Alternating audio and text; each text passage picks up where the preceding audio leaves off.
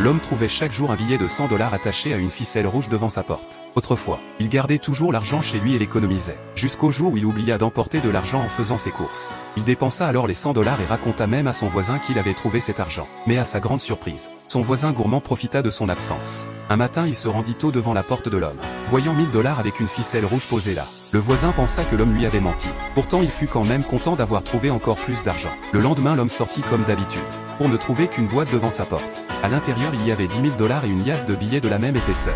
Il ressentit une montée de colère, pensant que son voisin lui lançait une malédiction. Il alla immédiatement confronter son voisin, mais fut choqué d'apprendre que celui-ci était déjà mort selon son fils. Il apprit que son voisin était mort parce qu'il avait ramassé les 1000 $ devant sa porte. Et l'argent qu'il avait en main ne venait pas d'eux. Puis il y réfléchissait, puis il devenait terrifié. Alors il chercha de l'aide auprès de la sorcière du village, et lui raconta tout ce qu'il avait vécu. Après avoir entendu son histoire, la sorcière comprit immédiatement ce qui se passait. Elle lui dit directement que l'argent était le prix pour acheter sa durée de vie. Il ne devait jamais le dépenser. Les 100 $ d'il y a quelques jours n'étaient qu'un test. Une fois qu'il dépenserait cet argent, un esprit maléfique le viserait chaque jour. Il lui donnerait plus d'argent allant de 100 $ à 1000 puis à 10 000, augmentant chaque jour jusqu'à ce que toute sa durée de vie soit achetée par l'esprit. L'esprit voulait le remplacer et vivre à sa place. La voisine est morte parce qu'elle a gêné le plan de l'esprit et a été punie en représailles. Terrifié, l'homme supplia la sorcière de le sauver. La sorcière écrivit un sort avec son sang, et lui dit de mettre le billet et l'argent dans la boîte devant sa porte, et de brûler tout l'argent en papier. Cette nuit-là, l'homme est rentré chez lui avec l'argent en papier, juste au moment où il s'apprêtait à le brûler. Il a entendu la voix du sorcier. Elle a dit qu'elle était venue parce qu'elle avait senti qu'il était en danger. Puis elle l'a pressé de brûler rapidement l'argent en papier. Quand ils sont entrés dans la pièce, la première chose que le sorcier a dite a été de demander à l'homme de déplacer le miroir dans la pièce. Elle a dit que sa position bloquait sa fortune. Pensant qu'il l'avait vraiment mal placé, l'homme a immédiatement déplacé le miroir. Puis les deux se sont assis sur le canapé, attendant que le lendemain arrive. Mais l'homme a commencé à se sentir mal à l'aise. Il s'est souvenu de l'ancien proverbe disant que les miroirs peuvent révéler les âmes. Alors il a dit au sorcier qu'il devait aller aux toilettes, mais a secrètement pris un miroir pour voir son vrai visage. Juste au moment où il allait voir clairement, quelqu'un a frappé à la porte.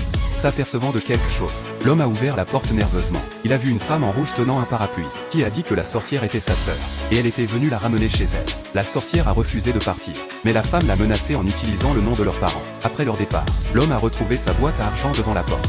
À l'intérieur, il y avait une adresse. Voyant cet endroit inconnu, l'homme s'est senti confus et a décidé de demander à la sorcière. Mais quand il est arrivé chez elle, personne n'était là. Un voisin lui a dit que la sorcière avait été renversée par une voiture cet après-midi, et qu'elle avait été emmenée à l'hôpital. Sentant que quelque chose n'allait pas, il s'est précipité à l'hôpital pour la chercher. Quand il a entendu qu'elle n'était jamais allée chez lui, il a compris que celui qu'il avait rencontré était l'esprit maléfique, et que la femme en rouge était en fait celle qui lui avait sauvé la vie. Quand le sorcier a demandé à propos de l'argent dans la boîte, il s'est soudain rappelé du billet avec l'adresse. Il a essayé de le lui donner, mais s'est rendu compte qu'il l'avait laissé chez lui. Craignant que l'esprit maléfique n'apparaisse de nouveau, il a refusé de retourner et s'est finalement endormi sur un lit d'hôpital. Mais quand il s'est réveillé à nouveau, il était de retour chez lui. Quand il a appelé le sorcier, elle a dit qu'il était parti ce matin-là pour acheter de la nourriture. Incapable de le croire, il a vérifié les images de surveillance et a été horrifié de se voir recouvert d'un drap blanc dans le miroir.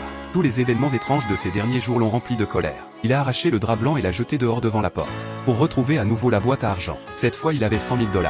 Terrifié, il cacha l'argent sous son lit, et sortit chercher le sorcier. Mais dehors il vit la fille de son voisin, debout comme une folle à sa porte. Pris de panique, il tenta de s'enfuir, mais il croisa le sorcier au coin de la rue. Quand il dit être rentré chez lui ce matin-là, le sorcier sembla confus dans ses souvenirs. Il était rentré chez lui la veille au soir, et les images de vidéosurveillance montraient des scènes étranges. Il bougeait comme possédé, se recouvrant d'un drap blanc en murmurant des mots bizarres. Ce qui le choqua encore plus, c'était qu'il n'avait même pas le numéro du sorcier. Comprenant qu'il avait de nouveau croisé un esprit maléfique, l'homme ramena immédiatement le sorcier chez lui. Cette nuit-là, le sorcier pratiqua à nouveau un rituel sur lui, lui permettant de voir d'étranges marques sur son corps. Ces marques, expliqua-t-elle, étaient le signe d'être marqué par l'esprit maléfique. Une fois la marque apparue, cela signifiait que sa vie touchait à sa fin. Terrifié, l'homme s'assit sur le canapé, suppliant le sorcier de le sauver. Puis une fois de plus, quelqu'un frappa à la porte.